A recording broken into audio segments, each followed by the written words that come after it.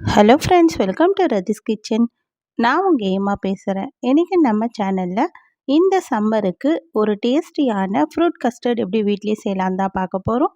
இந்த ஹெல்த்தியான fruit custard எப்படி செய்யலான்னு வீடியோக்குள்ளே போய் பார்க்குறதுக்கு முன்னாடி நம்ம சேனலை முதன்முறையாக பார்க்குறீங்கன்னா சப்ஸ்கிரைப் பண்ணிவிட்டு கூடவே பெல் ஐக்கனையும் கிளிக் பண்ணிவிட்டு ஆல் என்ற பட்டனையும் ப்ரெஸ் பண்ணிவிட்டு பாருங்கள் ஃப்ரெண்ட்ஸ். இப்போ வாங்க வீடியோக்குள்ளே போகலாம்.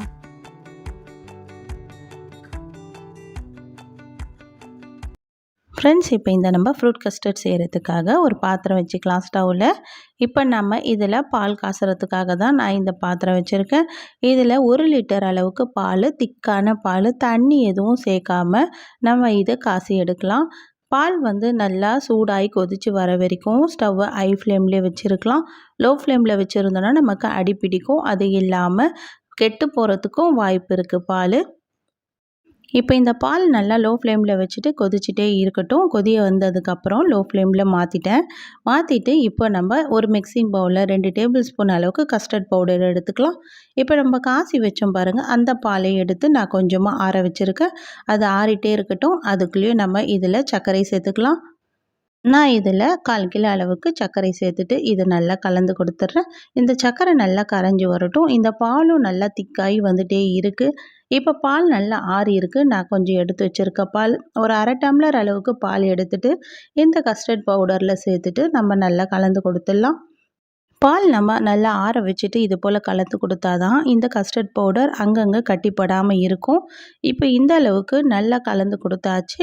இப்போ நல்லா கலரும் கொஞ்சம் வர ஆரம்பிச்சிருச்சு. இது போல் கலந்து கொடுத்ததுக்கப்புறமா இப்போ பால் நமக்கு நல்லா திக்காகி சுண்டி வர ஆரம்பிக்குதுல்ல, இந்த நேரம் இது போல் நல்லா கலந்து கொடுத்துட்டு ஸ்டவ் லோ ஃப்ளேம்லேயே வச்சுட்டு இப்போ நம்ம கலந்து வச்சுருந்த பாருங்கள், இந்த கஸ்டர்ட் பாலோடு சேர்த்து அந்த கஸ்டர்ட் பாலை எடுத்து இதில் சேர்த்துக்கலாம். சேர்த்துட்டு ஸ்டவ் அப்படியே லோ ஃப்ளேம்லேயே இருக்கட்டும். ஹை ஃப்ளேமில் மாற்ற வேண்டாம். இப்போ நமக்கு இந்த கஸ்டர்ட் பவுடர் சேர்த்ததுக்கப்புறம் பால் இன்னும் திக்காயிடும். நம்ம பாலை இது போல் கைவிடாமல் கலந்து கொடுத்துட்டே இருக்கணும். அப்போ தான் பால் நமக்கு அடிப்பிடிக்காது. நம்ம அப்படியே விட்டுட்டோன்னா பால் அடிப்பிடிச்சிடும். அப்புறம் இந்த ஃப்ரூட் கஸ்டர்டோட டேஸ்ட்டே மாறிடும். இப்போ இந்த பாலை இது போல் கலந்து பார்த்தா கரண்டியில் நல்லா திக்காக ஓட்டுறது நமக்கு தெரியுது பாருங்கள். இந்த அளவுக்கு இருந்தால் தான் நமக்கு கரெக்டான பதமாக இருக்குன்னு அர்த்தம். இப்போ நம்ம ஸ்டவ் ஆஃப் பண்ணி விட்டுட்டு ஆற வச்சிடலாம். இது நல்லா இந்த அளவுக்கு திக்காக இருக்குது பாருங்கள். இன்னும் ஆற ஆற நல்லா திக்காயிடும். இப்போ நம்ம இதை நல்லா ஆறினதுக்கப்புறம் கொஞ்சம் வெதுவெதுப்பான சூடு வந்ததுக்கப்புறமா நம்ம இதில் பழங்கள் சேர்த்துக்கலாம். இப்போ பால் வெதுவெதுப்பான சூடில் வந்துடுச்சு. இப்போ இதில் நான் பச்சை திராட்சை பாதி கட் பண்ணியும் பாதி முழுசாகவும் சேர்த்துருக்கேன். இது கூடவே 2 வாழைப்பழம் சேர்த்துக்கலாம் ஸ்லைஸ் பண்ணிவிட்டு. ஒரு ஆப்பிள் தோலோடவே சேர்த்துருக்கேன். உங்களுக்கு வேணான்னா தோலை சீவிட்டு கூட நீங்கள் சேர்த்துக்கலாம் ஆப்பிளை. இப்போ இது கூடவே மாதுளம்பழம் சேர்த்துக்கிறேன். உங்களுக்கு எந்தெந்த பழம் விருப்பமோ அந்த பழங்கள்லாம் எடுத்து இதில் சேர்த்துக்குங்க.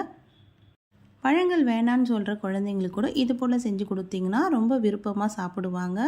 இதை நம்ம அப்படியே எடுத்தும் சர்வ் பண்ணலாம். இல்லைனா ஃப்ரிட்ஜில் வச்சுட்டு நல்லா கூலிங் ஆனோடனேவும் சர்வ் பண்ணலாம். அவ்வளோ டேஸ்டியாக இருக்கும். கண்டிப்பாக நீங்களும் வீட்டில் ட்ரை பண்ணுங்கள் ஃப்ரெண்ட்ஸ். இந்த சம்மருக்கு நீங்களும் ட்ரை பண்ணி பார்த்துட்டு எப்படி இருக்குன்னு எனக்கு மறக்காமல் கமெண்ட் பண்ணுங்கள். இந்த வீடியோ பிடிச்சிருந்தால் லைக் பண்ணுங்கள். மறக்காமல் நம்ம ரதிஸ் கிச்சனை சப்ஸ்கிரைப் பண்ணிவிடுங்க. தேங்க்யூ. Bye bye.